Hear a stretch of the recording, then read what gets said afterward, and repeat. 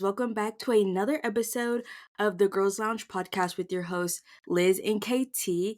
And this week, we are going to be reading the 5-star reviews of our 1-star reads. But before we get into it, you should definitely rate and review our podcast because it helps a lot.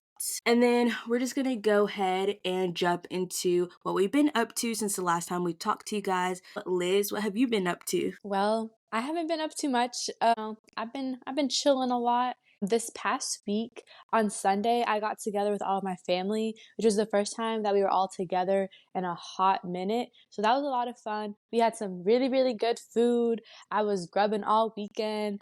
We played a lot of games and everything. And also, I have been getting into my pickleball era.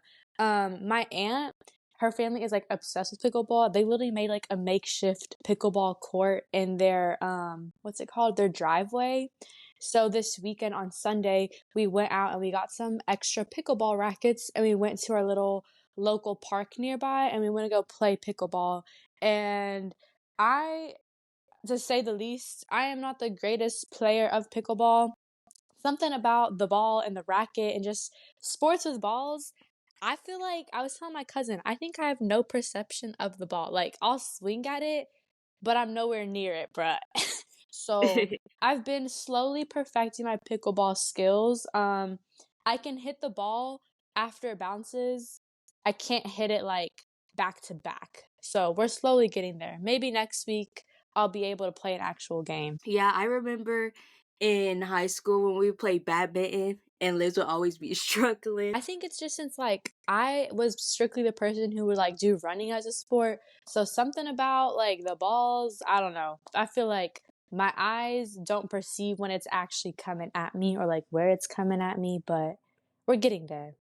Yeah, honestly, it's harder than it looks. But me and Liz definitely had similar weekends. We were both with our families. I actually just got back from Nashville a couple hours ago. I was there for Memorial Day weekend. I'm not gonna like go like into depth with everything, but I'll share some highlights from the trip. So the first day we got there, we went to this restaurant called Monell's, and it was so good. I would definitely like love to go back with like our friend group because I think that would be like an experience. But basically, it's like this classic like Southern style restaurant, but it's like giving the vibes of like you're at your grandma's house and you're eating food after church. Like you're sat at like a real like table and like there's already like food like on the table, like banana pudding and like other stuff. And then you literally sit down and it's like an all you can eat type thing. And then the servers from the kitchen literally just bring big like servings and stuff and you literally just pass it around. Like it was giving like pass the plate Disney Channel vibes. And it was really cool. And it was giving like big bag. Like we were grubbing. Like as soon as you finish putting something on your plate, someone's handing you another bowl of something and it was just really cool. It was a good experience. So if you're ever in Nashville, definitely check that place out. But if you don't like strangers like me, definitely go with a big party. Obviously, my family, like, we're kind of big, so we had a table to ourselves. But, like, if it's like two people and then like a group of three, they will like sit y'all at the same table together, which is like cute and all. But me personally, considering like you're sharing so much food, I would not want to be seated with strangers, but it was still a very cool experience. And then the second day, our main activity was going to the National Museum of African American Music, which was definitely a very cool experience seeing all the influence and the origins of Black history in music. Because, as we all know, a lot of minority history in America gets erased or just not talked about enough. So, we always like to see that. And then today, before we got on the road back home, we went to the Parathian, whatever it's called. If you watch Percy Jackson, you know exactly what it is. In Nashville, in Centennial Park, they have like a replica. The real thing's in Greece. But yeah, it's actually very cool. There's a lot of green space. The vibes were great, honestly. There's a cute little water area. There's a lot of families and dogs out. And it was funny because there's a bunch of like tourists too. Like there's like a tour bus group that was there that pulled up like as we were leaving.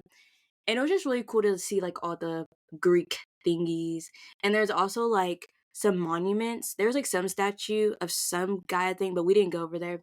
But then we went to one that was like something with the Tennessee women's right movement, and that was really cool. So yeah, that's pretty much all we did in Nashville. Very jealous that you got to see the Paratheon, because when I was in Nashville, it was all closed off because it was New Year's, so they had, like, the Nashville music thing or whatever there, so we weren't Mhm. able to see it, but I Dang. saw all the pictures.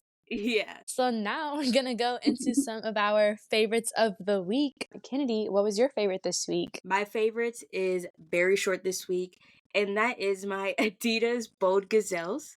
They had their moment to shine for the first time. Well, I actually wore them like the day before, but they really had their time to shine this weekend. And I'm obsessed. I got the light blue and yellow color, and they're the perfect spring/summer shoes. Like, if y'all are thinking about getting Adidas, get them, whether they're the Gazelles or the Sambas. Like, y'all need them right now. Like, colorful Adidas or just shoes in general, they are the move for the summer. Yeah, when I saw Kennedy got them, I immediately slid up and I was like, "Bro, no way." I'm taking that as my sign. I need to get on it and I need to get the Adidas that have been on my Safari browser for the past 2 months, but we're gonna Get get them. them. Taking Kennedy as inspiration. Yeah, treat yourself. Mhm. My favorite this week, it's not really a f well, how do I word this? Okay, so it's been a favorite that I've had for forever, but I think when I was sitting here trying to come up with a favorite, I realized how much this item is my favorite, and that is a good pair of sweatshorts. I live in sweatshorts over the summer. Like, every single day, I'm wearing sweatshorts. Sometimes I'm wearing the same sweatshorts, but different top, you know? I gotta do what I gotta do. They're just so freaking comfy. Like, I'd be doing my walks in them sometimes if I don't feel like changing. If I just need to throw something on super quick and go, I'm gonna throw on my sweatshorts because they're quick, they're easy, they go with everything, and most importantly, they are so comfortable for the summer. So if you don't have any sweatshorts, I'm gonna need you to look some up and get you some because once you get a pair, you just can't go back. Your collection just builds. Yes, sweatshorts are for sure the move. I will say my favorite pairs are the ones from Target. They're only like $12. So go to y'all's local Targets and get y'all some sweatshorts. They are perfect. And it's like a little bit more like dressed up than like running shorts. And they're just so Exactly. comfortable. And they look so good with literally a regular tank top. You Exactly. you can't go wrong. So now we're gonna get into our pop culture trends for the week. The first one, y'all can't see us, but just know me and Liz, we is real smiley because this past weekend was, of course, the Monaco Grand Prix, the most iconic race, I think, out of the whole calendar. And when I tell y'all I was in a hotel, but you best believe I woke up at 7 a.m. so I could watch the race at 8 o'clock.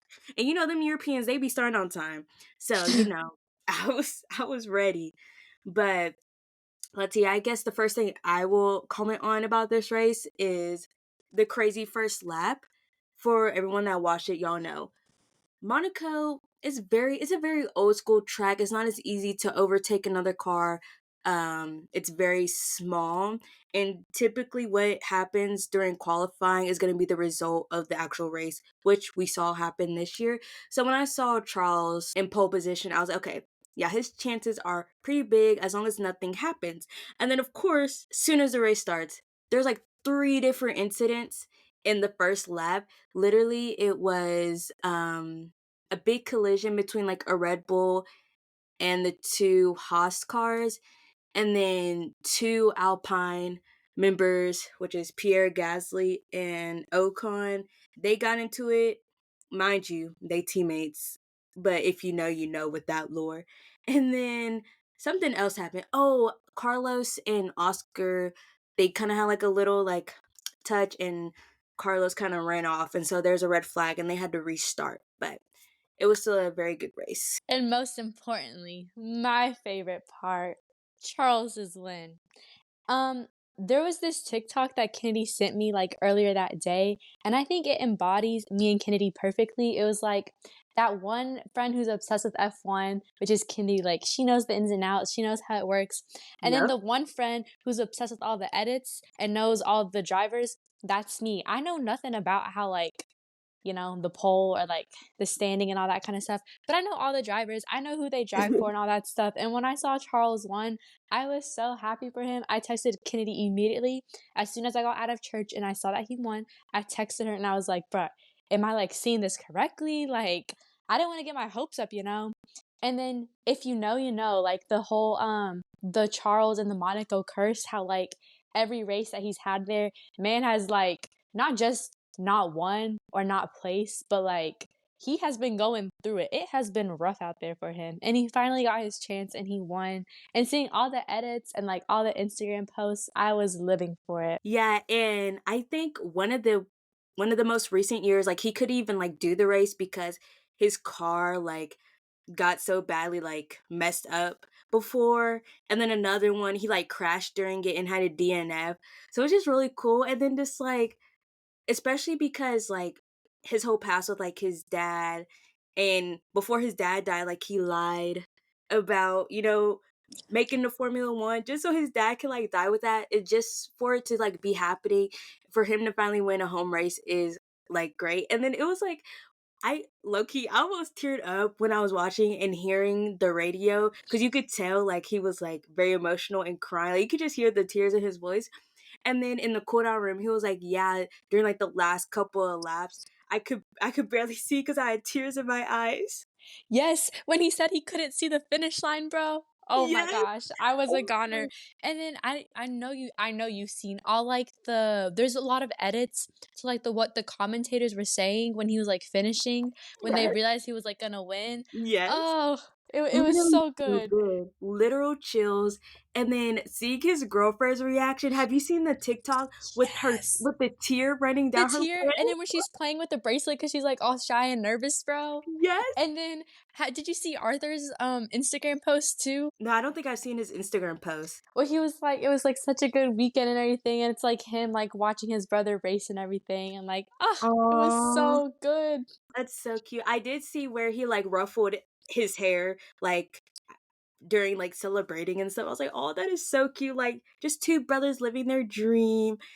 And I'm just obsessed with Charles and his girlfriend. Like, they're just so cute. Um, and yeah, I was like, I feel like I have something to say, and I just remembered it. And I just love, for me personally, because I'm a Ferrari and McLaren fan, the podium was perfect. A McLaren up there, a Ferrari, of course. It was amazing. And especially because this weekend, they really played into, like, the whole joke. I don't know if I had mentioned last weekend, but, like, Oscar Piastri kinda mentioned how he, like, claims every race as his home race, like, as a joke, and Charles Leclerc was like, "Oh, I'm gonna adopt you," so the media really played into that, and so I was like, "Wow, this father-son moment in podium. Love it." It was a good weekend. Yeah. So our next little pop culture thing is the Wallows new album. For those of you who don't know, me and Kennedy are both we love our good little Wallows group. Yep. If you don't know who Wallows is, you need to get on it because their music is really good. It's this boy band. Their lead singer is Dylan Manette. The Minetti something. Yeah, something, him. Man Yeah. from 13 Reasons Why. He's the lead singer, and Wallows just dropped their new album. So, what are your thoughts, Kennedy? Well, when I tell y'all, I knew this album, like, I knew I was gonna like it because the first single they announced or they put out was Your Apartment. If that's not in my top songs of the year, I will be surprised. I had that song on repeat when it came out, obsessed with it. And then the second one that they dropped before the album, I think was Calling After Me. Obsessed with that one as well. So I just knew it was gonna be good. The album's called Model, if you didn't know, but I would say my faves of it would be, other than the singles that they released, because I liked all of them, would be Anytime Always, You, Show Me Where My Days Went, Don't You Think It's Strange, She's an Actress, and Going Under. I will have to add to that list. I love from the singles, Calling After Me. That one is my favorite out of all of them. I like out of the whole album. I Mhm. also liked Ecstasy a lot. The first time I listened to the album, I'm not gonna lie, I wasn't really vibing with it too much. But then the second time I listened to it, I was like, yeah, this is the Wallows that I love and just love listening to. So they killed it with this album, I feel like. And they also said that this is like one of their favorite album albums that they've made or whatever. Yeah, I can definitely agree. My first, like, couple of times, I was like, like, I like it, like, obviously, but I'm just like, I know there's, like, other songs, but I feel like definitely songs in general, like, sometimes they really have to grow on you. Like, for example, like, Vampire with Olivia Rodrigo. I honestly did not like that song at first, but now it's, like, one of my faves. Oh, and I also forgot another song I like on the album is Bad Dream. I've been listening to that one a lot recently. And I think I read somewhere that they said like this album was more kind of like it's not meant to have a lot of depth to it. It's supposed to be more fun. So I feel like that's very helpful as well when listening to this I album. saw that too, and I can definitely agree. Just like when you're listening, you're just kind of like bopping your head to it, you know? Like you're not like sitting there deep diving into the lyrics and everything. Yeah, for And a sure. little side note, Brayden has a girlfriend now. Bro. Crazy. I was not expecting that. If you like Right. don't follow these people and don't know who they are, Brayden, he's like the backup singer kind of, but like he also is like a co-lead, I would say. Mm-hmm. And he's like on bass and everything. And he dropped a post on Instagram, and like the first picture is him with this girl. Like there was no like soft launch, you know. It wasn't like in the middle of the post or anything. It was the first picture front and center. And when I was scrolling on Instagram, it caught me so off guard. No, Mans really said, "Oh, we're about to hard launch this." But it's funny because Liv's over here like, "Oh my god, he has a girlfriend." But when I first saw it, for some reason, I thought Mans already had a girlfriend, and I was trying to figure out why this girl looks different. I was like, "Wait, he got a new one?" But best believe I was still heartbroken inside. I'm like, Exactly. I was like, now all of them are taken. What am I supposed to do with my life? Cole has a girlfriend, right? Yeah. I think him and Yeah, his girlfriend are like long-term committed, you know. yeah, Like they've been they've together been for in a it for a minute. while. Yeah, and then we know Dylan, he's with a model. Yeah, something like that. Yeah, something like that. So yeah, it's okay. We'll get through it. Right, we'll get through it. We'll just be delusional. As always. Right. Nothing new there. So Right. Kennedy, what are you watching right now? Oh, girl, I have been waiting for this segment because I have a lot to say. So first, Derry Girls. I have been sleeping on this show. Recently, I've been getting like clips of it on TikTok. I'm like, okay, I don't have anything to watch, so I'm gonna watch it. Y'all, I started it, I'm gonna say maybe Tuesday. I'm recording this Monday the 27th. So wait, maybe not even Tuesday, maybe Wednesday. I don't know. Sometime last week, y'all only have two more episodes and I'm about to be done with it. It's 3 seasons. But I will say it is Netflix. So it's 3 seasons, but like it's 6 episodes and they're like 28 minutes long. So like it makes sense I binged it, but like it is just so good. It's about these group of girls living, I think the town is called Derry. It's in Ireland and it's during a time where there's like a lot of conflict in Northern Ireland.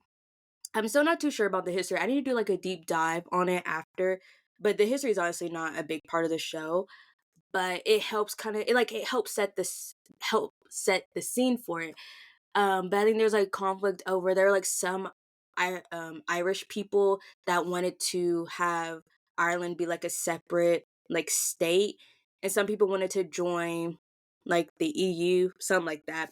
I don't know. But anyways, you just follow these group of high schoolers just navigating their life living through that time period. And you would think, oh, like it's a historical like drama show, but it's not. Like it's fully like a comedy show, and it's so funny, and the accent makes it better.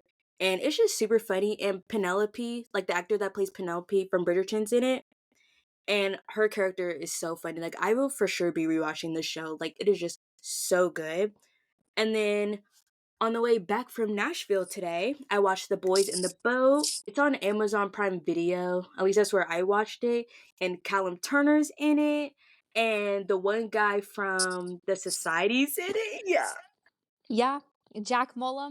I Yeah. was just now looking up. I was like, "What is this? The Boys in the Boat?" And I was like, "Oh, I need to watch this." Yes, Yeah. and I just know there's a female director because the amount of like muscle shots that they're throwing the boat, I was like, yep. But it like in terms of like the actual content of the movie, like it's okay. Like it's like a cute little like feel good historical sports movie. But like the men, the men in it, they're just so good. And there's even like a little bit of a romance. So like that kept me interested. And wow, Callum Turner, the man he is, and like y'all, he's like bleach blonde and I just love it. And he's like British in real life. I'm just like, it's something about them British boys with the dark hair who get them bleach blonde like haircuts for roles. Like it just hits different. That'll So, do it. yup. It's really good. So, you should definitely watch it if you haven't already. What I've been watching. I have been watching This Is Us. I think I don't know if I've talked about this maybe in the first episode, question mark. I don't really know. But I've been watching This Is Us. I'm started today season 3. So, it's a show that was on ABC Family. It's now on Netflix. It follows these 3 siblings. 2 of them are twins. One of the guys was adopted. So they're basically like triplets, but not triplets, and it just follows them from like the present day, and it also shows like their past and everything, so you see how everything comes together. And I finished season 2 today, and now we're starting to see like there was clips of like the future, and I didn't realize like we were going to be able to see like the future, which is just crazy. Like I need to finish it and see how it all comes together. I will say though, it does get emotional. There's many episodes where I do be crying. I be posting on my private story and I'm like, this show's making me cry again. But it's really, really good. Highly, highly, highly recommend. And then I watched today, I forced my cousins and my brother to watch Max and Hall. Oh, We were Lord. laying in the living room for like a good 6 hours and we watched the whole show. And, you know, I talked about this last week, so I won't get into it. But if you haven't watched it, go watch it now. Look at Liz torturing people. No, I'm just playing. But I actually saw something. I didn't understand it, but something about This Is Us. Something about like a real life actor graduated and like the dad was there. Yes! And people were Oh happy. my gosh, I saw that too. So in the show, the dad, I mean, this isn't really a spoiler because you find out in the first episode, but the Hmm. dad passes away, and the guy who graduated, he plays one of the kids when he was younger, like one of the guys in the young self of them, if that makes sense. And he graduated from college from college, and then the dad actor Milo something, I forget his last name. He went to his graduation, and it was like a cute little wholesome moment. If you know, you know. Oh, that's cute. I love little things like that. Like I know personally, I like Modern Family. You know, it's about a show, completely different. It's comedy, and like seeing when the cast gets together outside the show, it just is different. Mhm. Especially, like, when you really think about it, like, they become, like, your second family because 'cause you're together 24/7 filming this stuff for, like, 6 years, so Exactly, and especially those longer shows, like those type of shows. So it's really cool to see. So now we are going to be getting into our song of the week. So I have been listening to Lacey by Olivia Rodrigo on repeat. It is on her most recent album, Guts. First of all, I'm obsessed with that album. Like I still be bopping some of them songs. I know it was kind of controversial. I feel like some people compared it a lot to Sour, but in my opinion, those are like two different sounds. Once you like really listen to the songs a lot, but Fire Album and Lacey, it's like the perfect song to me. I feel like you can like hear in a horror movie or something. But it's also like a good like sad time summer girls song. But like I don't know, just a good song in general. So I'm gonna play like my favorite part of it that's towards the end because the lyrics are just chef's kiss. And I'll explain like a little bit more afterwards. Oh, not me forgetting to press play. Boys, all thing that I do. Lacy, oh Lacy, I just loathe you lately. Okay, so I'll just play those two parts, but I like that part because it just sounds so good, and also because like I would see on TikTok there was a trend where it's like, oh, what's your Lacey, and like a lot of people like made like really relatable ones, and I was like, mine would be my like version of myself like without social anxiety because it would be like that's like who I would want to be. So that's just why that song just hits different. So. my, song I just came up with another one, so I'm gonna do the one that I just came up with and then the one that's actually my song of the week. But I was going through my phone because I'm running low on storage, so I was cleaning out, like, super long videos that I had, and I found this video of the Taylor Swift concert Cincinnati Night 2 show. I was originally supposed to go to it, but she went on early that night, and my flight landed, like, at the time that she was supposed to go on. So I didn't get to see her basically. But my sister went to go see her and she sent me a video of the surprise songs. But I Miss You, I'm Sorry by Gracie Abrams specifically. with Taylor Swift singing it, I have just been like, when I'm bored, I'll go on my camera roll and just watch that segment of that song, and it's just so good. But that was my little one that just came to my head while listening to Lacey. My actual song of the week, I feel like I have been in my country era. I blame my brother for that, but I really, really love Zach Bryan, and he dropped a new song, Pink Skies, this past week. So I've been listening to that a whole lot in preparation for his new album. So I'm gonna play the part that I really like, which is kind of like from the chorus. So let me press play. Sing about Jesus or the way he's living. Seem not proud.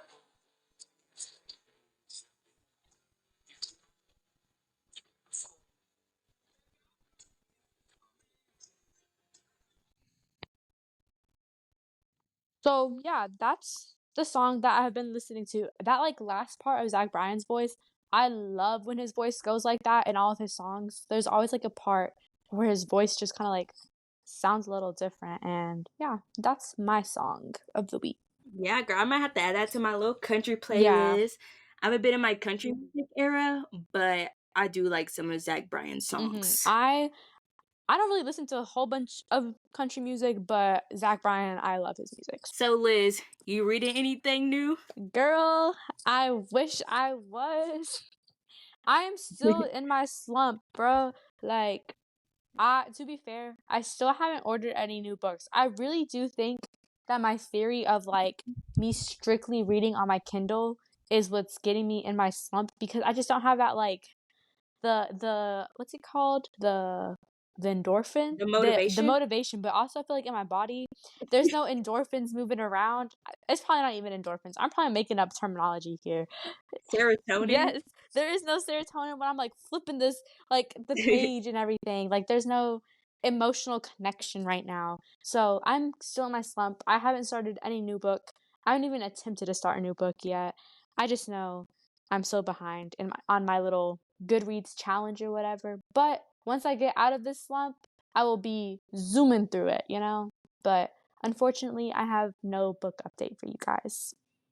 What about you, Kennedy? I know you're doing better than I am. Hopefully. Mm, not too much. Not the computer sound. That's too funny. We're keeping that in. Um, um yeah, so you guys, I'm still reading the same book I was reading last week, but hopefully next week I'll be reading something different. I'm still reading In My Dreams I Hold a Knife, but it's getting juicy. I was just busy this weekend, so I didn't pick it up as much, but I'm hoping within the next couple days I will finish it.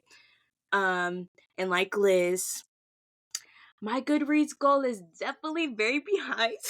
I think I'm like 7 books behind last time I checked. But you know what? We're not gonna talk about it. And then I think my next read I'm gonna read is the Southern Book Club's Guide to Slaying Vampires, because that seems like a cool book. I think I might film like a getting out of my book slump video. And it Yeah. would just be like me, like catching up on my Goodreads goal to try to get out of a slump.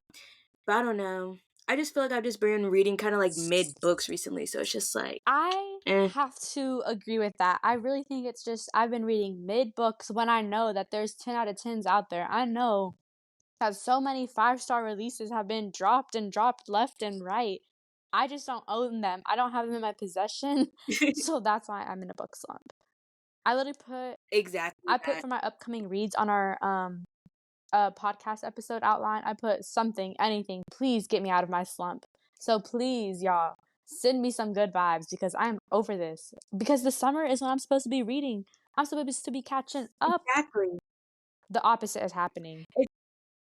It's so annoying because it's like during the school year, I know we both been like, oh, I cannot wait till the summer. We'll have so much more time to read and stuff. It gets to the summer, book slump hits. I'm like, ugh.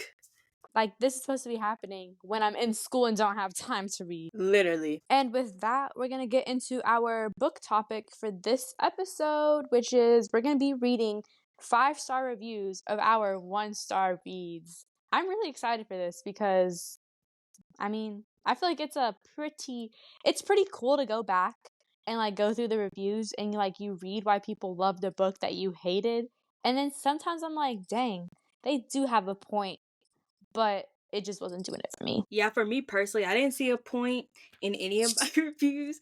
But it was funny because like when I went through my Goodreads, I was like, wait, I forgot I even read that book, and like I forgot how much I really did not like it. Yes, So, there was some where I was like, "That reason is exactly why I hated this book." mm-hmm, It was also a nice little refresher because honestly, a lot of these books I kinda, like, block out of my brain. sure did. But you can get us started, Kennedy. So my first book is To Love Jason Thorne.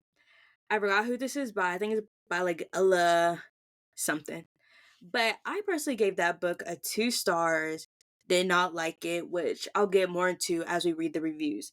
So the first review that I put down was the cutest freaking book. OMG, I'm still swooning. All my favorite tropes in one. I love marriage and convenience so much, and the forced proximity was immaculate. The tension between these two was also amazing.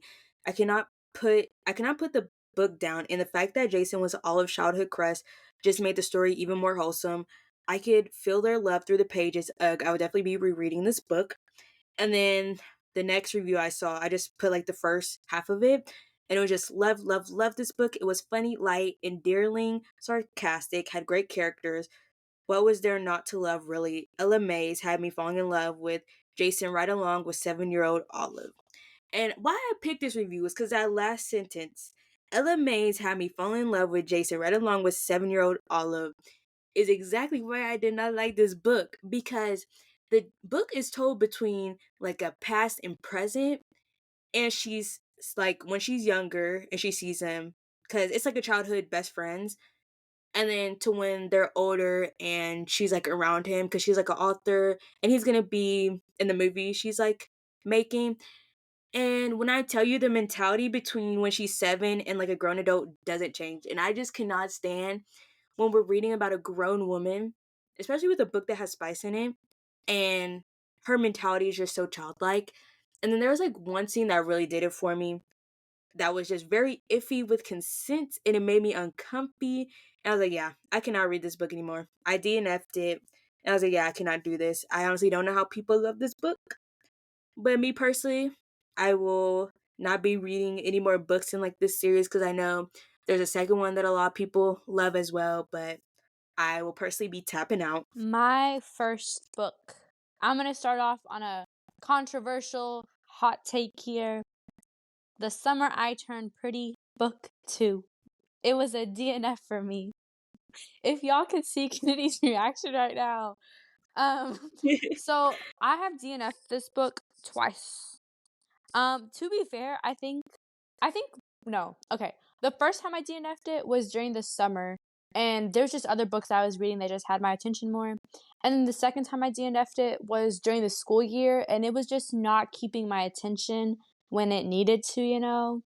I will probably continue because I want to finish the series, but I just haven't. I'm just gonna go into the 5-star reviews. Okay, so I picked two that I liked. So the first one says, "Okay, wow, this was totally different vibe from the first book, but I still loved it. I had an idea what was going to happen in this book, but I was still shocked in a lot of things. Like, WTF? What was the last 5% of that book? I think I'm more confused than Belly, but I'm still Team Conrad Joe. I'm actually really interested now to see how they adapt this into the second season." And then the second review is, "Don't you love it when the second book in the series is way better than the first? This is the case. This is the case with It's Not Summer Without You. I enjoy The Summer I Turned Pretty, but sometimes found the characters a little annoying. But in this installment of the series, the characters have grown and the story seems a little deeper and more meaningful." So this second little review that I read, I feel the complete opposite of this book.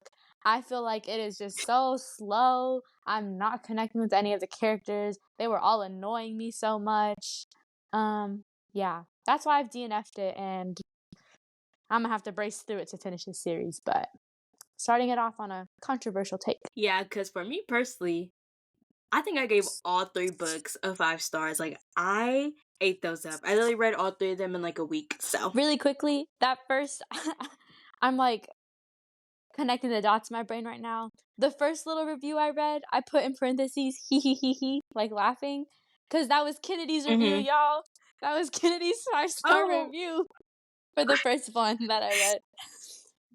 the way I didn't even recognize that. No, but in my mind when you're reading those up, I was like, I wonder if she saw my review for it. Yep, that was the one. I'm so It was weak. indeed a 5-star review from Kennedy, y'all. Wow. I mean, yeah, I ate it up. What can I say? Wow, that's actually so funny that I don't even remember that I wrote that. But my next one, which might be controversial, is A Million Kisses in Your Lifetime. I'm sure that had its moment for a minute. I gave it a 1 star, and I'm gonna just read the reviews first and then get into my thoughts. So the first review said, Monica Murphy has done it again. She's one of my favorite angsty authors, and this book did not disappoint. I love being back in this world and getting to see glimpses of what's to come for Monica Murphy in the future.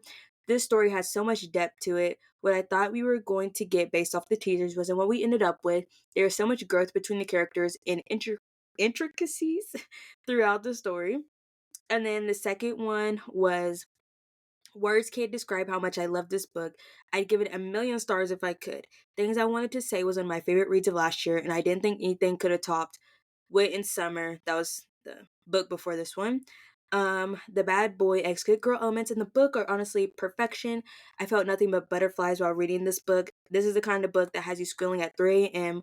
watching Crew and Ren's relationship form, watching her step out of her comfort zone.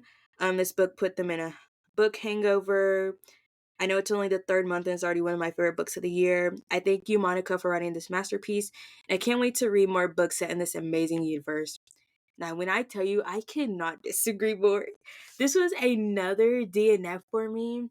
And first of all, okay, I don't want to sound like I'm bashing this person, but they said the story has so much depth. No, it didn't. And the growth, I will say, I didn't read far enough to see the growth, but I wasn't gonna torture myself. Like, it was just very weird. Like, I think I went into it thinking it was like more of an enemies to lovers type beat, but it was like a bully romance, and I do not like bully romances because I just don't understand. Like, he was so mean to her, and then just like the other book, there was a weird scene that was a little questionable, and I was like, I truly don't understand how people like this book. And then I've heard some stuff about a lollipop going places where I don't think lollipop should be. And yeah, I'm gonna just leave it with that because this is a family show. So I'm like dying over here. Okay. My second one is I kissed I think you say her name Sarah Wheeler, but it's spelled Shara. Like Shara. I called her Sarah when I was reading it, but I kissed Sarah Wheeler. My rating was a 2 stars for this book, and here's some of the 5-star reviews. I took little quotes out of them. I have a crush on every single character in this book. The struggles. I sat down to read this book and didn't move for hours. As someone who relates to Chloe and is in the same situation as her, this book was just what I needed. Um, so I think that the reason I didn't love this book, going off that third quote, is because I didn't relate to any of the characters. I just felt like I was in it for other reasons from other people, so I just wasn't getting that connection. And then I have a crush on every single character. The characters annoyed me so much in this book. They were doing so much like dumb stuff, or it wasn't going the way I thought it was going with like the plot, and it was going a different direction. I was just confused the whole time kind of reading this book. I think I just went in with high expectations for it too, of what I expected, because it's kind of like a girl disappears and they're trying to like figure out why she disappears, and it just went like a completely different way from what I thought. But I was not vibing with this book. yeah, I think I had that on my TBR, and then I took it off once I saw your rating for Yeah, I it. mean, it wasn't like terrible. I just didn't relate. So my next book is Say You Swear. I gave it a 1 star, another DNF. And the two reviews, the first one was, can we make more than infinity stars possible? Because that's what this book is to me. I literally want to live in this book forever. I'm scared to pick up another book because I just don't know how I'll find the feeling that this book gave me. And then another one was 5 stars. This book ruined me and put me back together. Noah Riley is absolutely the elite top tier book boyfriend. I can't believe I waited so long to read this. Everyone needs to read this book. It has the sports romance, love triangle spice, Happily Ever After. This book pulled on my heartstrings, but it was amazing. I couldn't have asked for a better ending. Oh wait, I think I said I had 2 reviews. I actually have another one. I'm a liar. But the last one is, wow, are you kidding? It is almost 6 a.m. and I stayed up reading this book. I sobbed, I gasped. No, for real, I gasped like 5 different times throughout this book because I was shocked. So many twists and turns and just everything. It took me a bit to get into the book. The beginning put me off for some reason. The writing seemed young and choppy, but boy oh boy, pushed through it. But it's worth it. And that last little part about the writing being young and choppy was exactly why I DNF'd that book.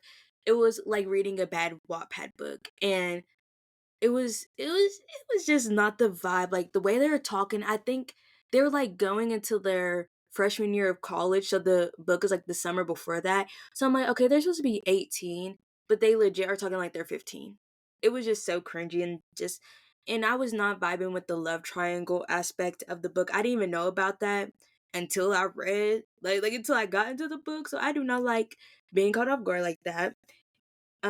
Yeah, I knew it was like a sports romance and all that, and that it was like brother's best friend, but it was, I don't know, it was like very weird, cause I think there was already like vibes between them. I don't know, it just was feeling very weird, especially with the love triangle aspect. I just like everyone in this book plays too much. Just say your feelings, and this book could be a lot shorter because it was like really thick as well. I think it was like over 500 pages. So it's like, I'm not reading all this. So yeah. Yeah, 500 pages and for it to not be good. Mm. My Yeah. next book, I've talked about it in the last podcast episode, but The Fake Mate. I gave this book a 2 stars, and here are some 5-star reviews. I have 2. The first one says, I knew 10 pages in that this would be 5 stars, and wouldn't you know it, I was right. Let me preface this by saying that this is my first time reading woofy books, and it's all, rather fascinating in italics. And then the next one says, 3 captivating tropes converge into this enticing read: the grumpy meets sunshine dynamic, an office romance, and a fake dating scenario with a paranormal twist. Um, I think the paranormal twist is what made me not like this book. There was a lot of things I was confused on. I also I talked about this in the last episode. I couldn't picture some of these things. Like they would just turn into like wolves and like run around. Like I couldn't picture that. I just couldn't picture it, you know. And then with the first one where she said I knew 10 pages in that this would be a 5-star, that this would be 5 stars. I could not disagree more. 10 pages in, I was so confused about this book. That's when I realized that it was like the paranormal stuff was going on, and it was just not making sense in my head. I try to imagine it, I try to picture it. It just wasn't happening. Yeah, and based off what you like told me about it, I feel like maybe she should have put that book in like a made a different like paranormal like series so you like know what you're going into, cuz like even the book cover you just said it was just like pause on it. So it's like, And the way I didn't even notice the pause at first until I figured out the whole wolf stuff. I was like, hold up a second. Did I miss something here? But definitely, yeah, so I'm it was like, also like the first book that I've ever read with like werewolves and everything. So like I don't know if some of like the terminology and stuff is like common within other werewolf books, but I was confused about some stuff. yeah, I feel like she definitely should have rebranded that book better. My next book, this had its moment on book talk for a moment, and that was The Serpent and the Wings of Night. I gave this a 0 star. Um, so the 2 reviews. The first one was, love this book so much, I literally devoured it. I don't know where these 500 pages went, but the world building, even though very complex and well thought, wasn't overwhelming at all. The writing style was great and hooked me since literally page 1. And then the second was basically, oh wait, I wrote this. Okay. So I put that one review, it was like a little like snippet, and then there are also like all the other reviews were basically kind of the same, and the consensus between them all was that they were compared a lot to Hunger Games and Akatar. And it being compared to Hunger Games is like why I picked it up. I haven't read Akatar, but I've heard great things about it. So I was like, okay, this series has potential. I swear when I started it, I was so bored. I was just like, this is not my vibe. It was also like very gory. I don't know. It was just a very weird reading experience for me. I was not enjoying myself. The romancing wasn't romancing really. I mean, I didn't really read enough for it to like fully develop, but I don't know. It was just not my favorite. In general, when it comes to like paranormal stuff, vampires really aren't my first choice that I would probably read about. So that's like another thing. I don't know. It was just very different than what I thought it was going to be going into the book, and I just was not enjoying myself. I feel like that's always what it be. You go into a book with not even like high expectations, but just expectations, and the book isn't meeting any of them. Yeah. And I'm like, especially if you're gonna compare it to Hunger Games, listen, like that is my stuff. If you're gonna compare it to Hunger Games, y'all better make sure it is correct. Yeah, though that is high expectation. So my next one is a book that I gave 3 stars, but looking back at it, I would have lowered my rating to probably like around at the most 2 stars. But I feel like this might be another controversial one, I'm not gonna lie. It's The Invisible Life of Addie LaRue. I personally was not vibing with this book. So here's some of the reviews. There has never been writing in a book that I have connected to more than this book. The author has a gift. I will be talking about this book to my grave. I think about this book all the time. This is the first book I've read. 5 stars. I love the characters so much. I would die for them. I just want so much more, even though this is a standalone. Could not have been done better. Now I will be buying every single copy of this book and every single version. Um, I disagree with every single sentence in this rating. I did not connect to this book. I finished it and I didn't think about it again. I was honestly, when I was going through my Goodreads, I was like, oh, forgot I read about that book. Um, it just it it was like a book also that I don't even have on my bookshelf. I got it at the library, so I'm really glad I didn't spend my money on it. I just didn't really like it. I wasn't vibing with the story. It was like one of those books that I read when it was like super hyped up on TikTok and everything. And I just didn't like what I read did not match the hype that I was seeing for me personally. Yeah, I've seen a lot of like polarizing reviews, like see that people love it or hate it, but I did hear like the audiobook is like it's good to listen to it in that form. I think I was just confused honestly when I was reading it. Like there was a lot of parts where I was like not following. So I definitely can see how the audiobook would help. So my next book is Behind the Net. I gave it a 2 stars. It's like a ice hockey romance book. And the consensus of it is this girl, she used to have a crush on a hockey player in high school, and then she ends up becoming like his personal assistant. So, I was like, bet I'm gonna love this. But I didn't. So I picked out 2 reviews. The first one, officially one of my favorite books of all time. OMG, I'd give it 6 stars if I could. And then the second was, I could not stop giggling and screaming while reading this, LOL. Unwell. Anyway, I love this book so much. It was the perfect turn off your brain and enjoy a cute romance read. It was so guilty as sin and so high school coded. I loved how it jumped immediately into the story. At first, I thought Jamie was incredibly rude, but he made up for it with how much he supported Pippa. We love a man that unconditionally supports his girlfriend's career and prioritizes her needs, and the way he pushed her to follow her dreams without being too overbearing. And the spice was not expecting that much of it, and I was pleasantly surprised, LOL. I loved how their relationship progressed from reluctant assistant to roommates to lovers. At the same time, I loved how the book went into more serious topics, such as Jamie and his relationship with his mom. Zach, the ex, was totally giving the smallest man who ever lived. Ugh, he was so infuriating. But the lack of a third act breakup was such a relief, and this book has short chapters. We love short chapters. I flew through it in a day. I'll pick that review because there's a lot of like Taylor Swift references. And then second, I was like, wait, actually, do I need to go back and reread this book? But I don't know. When I was reading it, I just remember being so bored. And I just find a lot of moments cringy. Like in the review, she mentions something about the readers, not the readers, the female main character's ex, and there's like obviously like some jealousy scenes, and they were just kind of cringe to me. I was I can't, and I feel like there was no like proper build up, in my opinion. I don't know. It just was giving like we kind of switched too fast. I don't know. It just was not given to me. And honestly, the buildup of a book is so important. Like, if done correctly, it will make the whole book. But when it's not done correctly, it ends up in the situation that you had. My next read is oh, my laptop moved screens, but it is the No Show by Beth O'Leary, I believe. Yeah, Beth O'Leary. So this book was another one that I gave 3 stars, but looking back at it, I would give it way lower. This book, a little backstory. So basically, it's this guy, and the way that it's told, like in the book, is he's dating like 3 girls, and as you go through it, it like makes sense, without revealing too much. But that's basically what it is. Like on the cover, it's this guy, he's running, and then there's 3 different girls like on the cover, which the cover was really, really pretty. But anyways, the reviews. So this is one review. It says, "I had so many complex feelings for Joseph. He's our main character. Should I hate him? Should I hate him? Should I punch him? Should I pity him? It seems like this man was on the verge of a breakdown. But why? Because of guilt, feeling to deal with 3 women at the same time. But I'm shutting my big mouth now.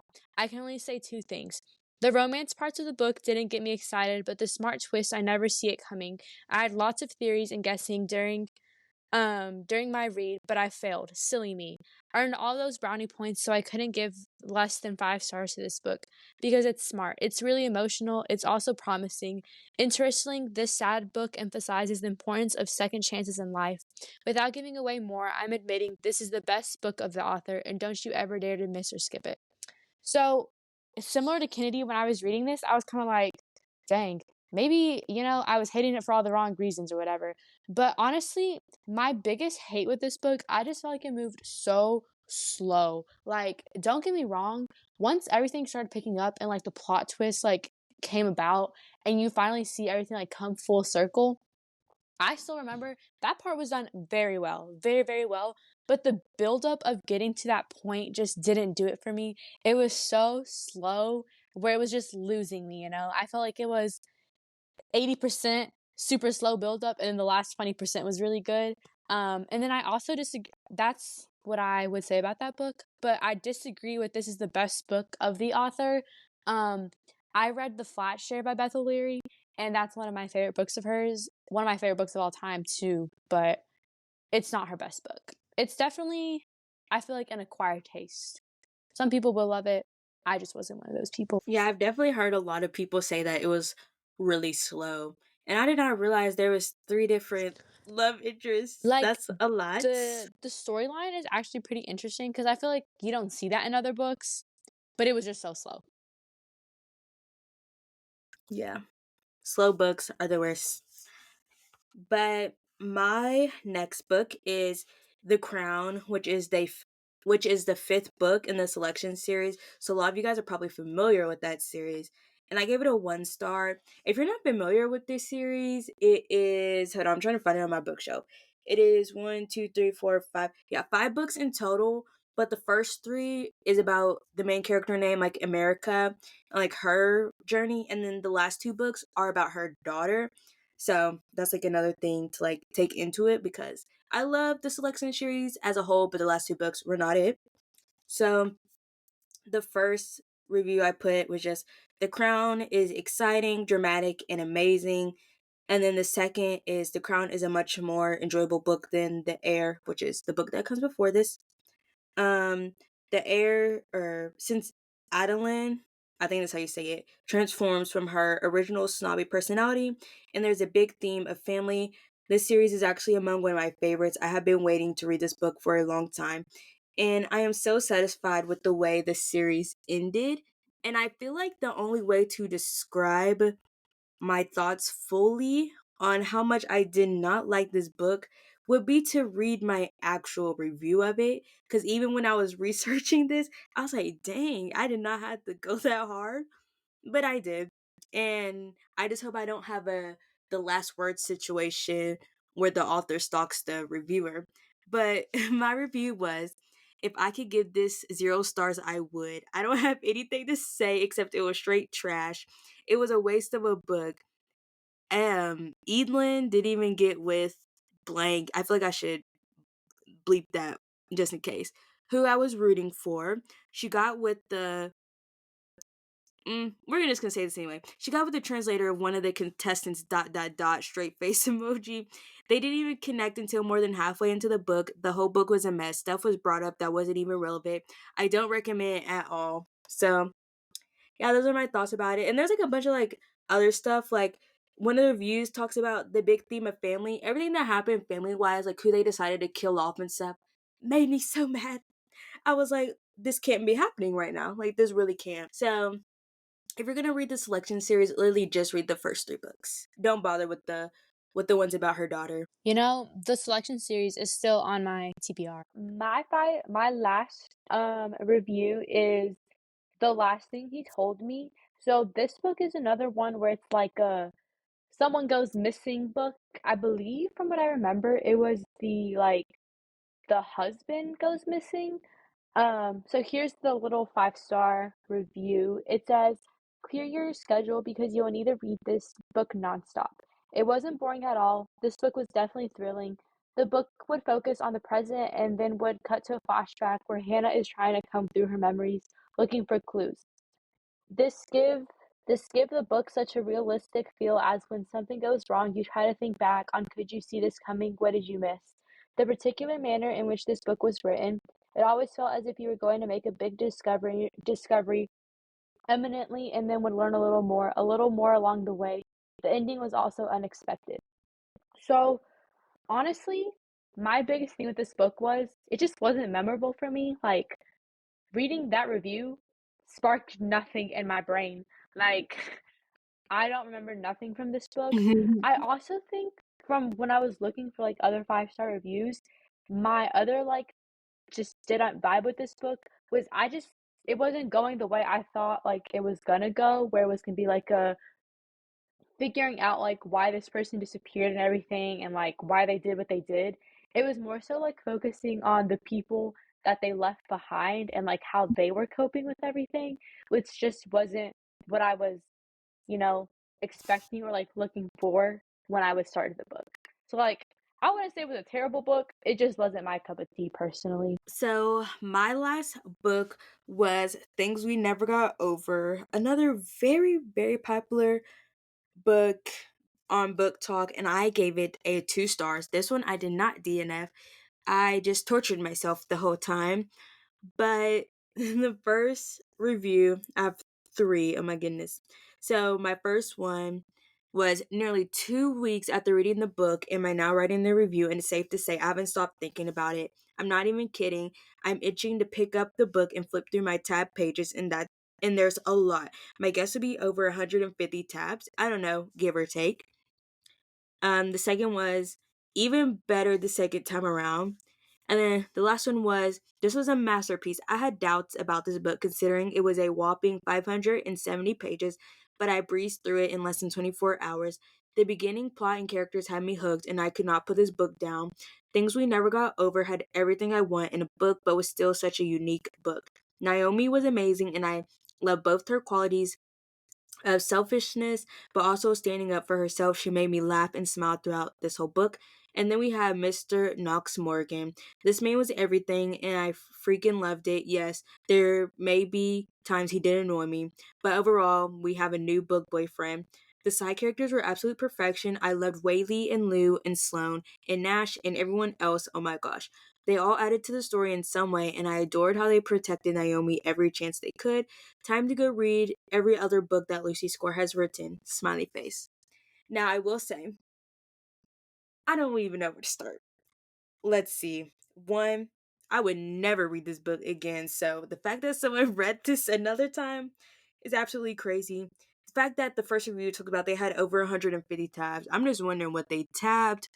To me personally, I just feel like for them to be grown adults, especially for the main character, um, because she was like taking care of a child, she was acting so childish. It was unbearable. But I will say in the beginning I actually did like I was like, okay, I'm vibing with this. I knew it wasn't gonna be a 5-star read, but I was like, okay, seems like a decent book, but it just kept going downhill.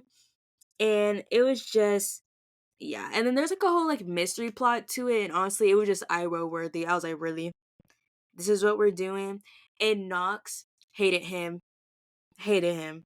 Like, I was just not, like, attracted to him at all, like, one, just the way to describe to him was just not my personal type, but like, that I can, like, get past, but even just the way he was acting, I was like, "Sir, no, you are too old to be acting like a child."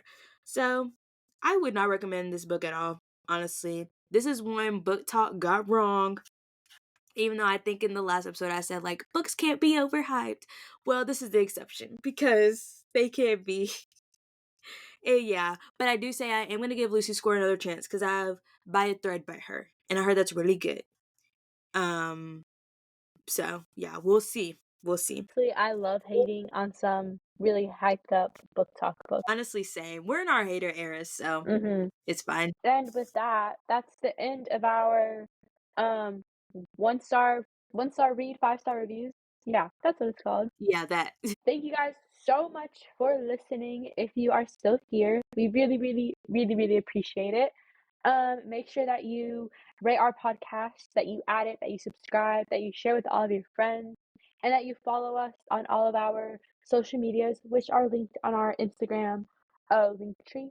And we will see you guys next week with another Girls Lounge episode with Liz and KT. Yeah, and you'll for sure want to listen next week because it's gonna be a good one. Cough cough, if you ever had a fan era. Yep. It's for all the fangirls, but that's all we're gonna say. You have to wait Mm-hmm. to hear more next week. So yeah. Bye. Bye.